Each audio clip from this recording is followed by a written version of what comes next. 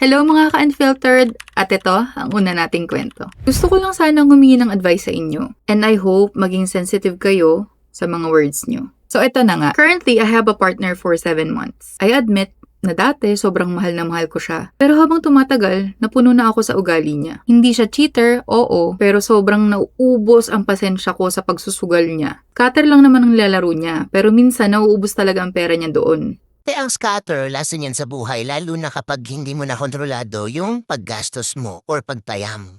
Anyways, ilang beses na akong umiyak at nakiusap na itigil na niya ang pag-scatter niya. Now, I recently started working sa pinakamalaking BPO company sa Pilipinas. First BPO experience ko ito. And may nakilala akong cute na person from another team. Minsan, sabay kami mag-lunch at mag-break. I feel like nire-reciprocate niya din yung mga actions ko based sa way niya ng pagtrato sa akin, like panlilibre and other small gestures. Pag umuwi nga ako sa apartment namin, ay madalas wala yung partner ko doon kasi may work din siya. At kapag naman nandyan siya, nag-scatter lang siya. Wala na nga akong pakialam kasi sobrang pagod na ako sa kanya. Alam mo, mas excited pa nga akong pumasok sa work kasi let's say, inspired ako. Ngayon, iniisip ko kung dapat ko na bang tapusin yung relasyon namin. I also tried breaking up with him pero ayaw niyang pumayag. Antibay niya. Umabot na din sa point na sinubukan niyang saktan yung sarili niya kasi nakikipaghiwalay na ako sa kanya. Buti na lang nahablot ko yung hawak-hawak niyang pansakit sa kanya. Kaya, ang may sugat lang sa kanya ay kamay niya. So ngayon, should I end our relationship and stay single para maging honest ako sa feelings ko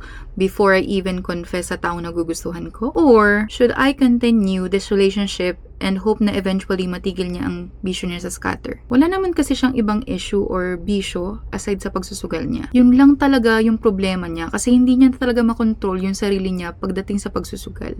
Your comments are highly appreciated. Sana maging respectful and kind kayo sa advice niyo. Thank you.